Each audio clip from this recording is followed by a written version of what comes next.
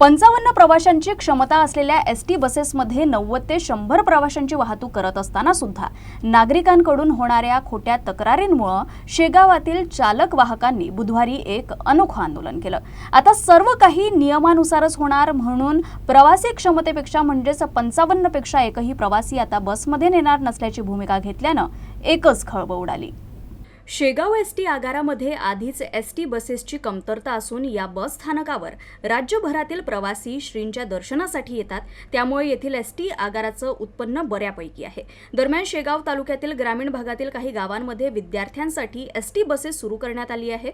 मात्र शेवटच्या स्टॉपपर्यंत विद्यार्थी आणि प्रवासी बसमध्ये चढत असताना अनेक प्रवासी व विद्यार्थी खालीच राहतात। असं विद्यार्थी व प्रवासी नेहमीच चालक वाहकांच्या तक्रारी वरिष्ठांकडे करतात व वरिष्ठ अधिकारी कुठलीही शहानिशा न करता चालक वाहकांना जाब विचारतात। त्यामुळे त्रस्त होऊन बुधवारी चालक वाहकांनी शेगावच्या बस स्थानकात अनोखं आंदोलन करून आजपासून 55 प्रवाशांपेक्षा एकही प्रवासी एसटी बसमध्ये घेणार नसल्याचा पावित्रा घेत शेगाव ते जळगाव व शेगाव ते पातुर्डा या बसमधून एक्स्ट्राचे प्रवासी खाली उतरवून देण्यात आले।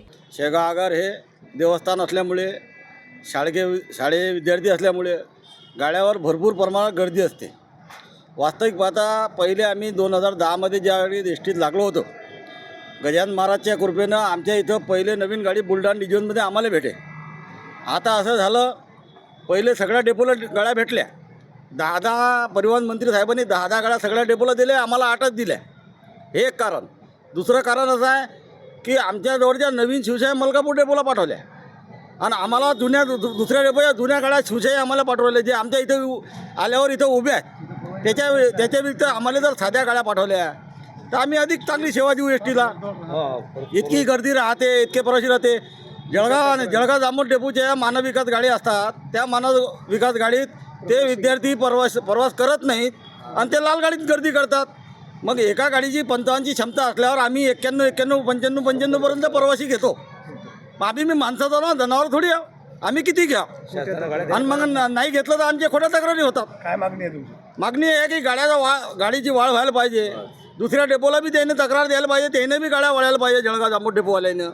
आणि नाही तर मग आम्हाला 55 द्या आणि द्या ते सतत चालू द्या बा, खोट्या प्रवासी आम्ही सेवा द्यायला तयार आहोत। एसटी महामंडळाकडून बुलढाणा जिल्ह्यातल्या बहुतांश आगारांना प्रत्येकी 10 नवीन बसेस देण्यात आल्या।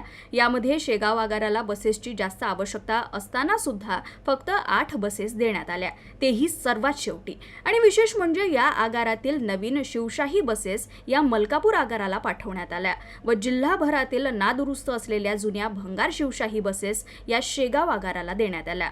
या बसेस आजही आगारामध्ये भंगार अवस्थेत उभी आहे, त्यामुळे संत नगरीच्या एसटी आगाराशी असा भेदभाव का, असा प्रश्न चालक वाहक विचारत आहेत। आज शेगाव आगारामध्ये आम्ही सर्व कर्मचारी बंधू आणि भगिनी एकत्र आलेलो आहे। आजची परिस्थिती पाहिली तर गर्दीचं प्रमाण खूप झालेलं आहे।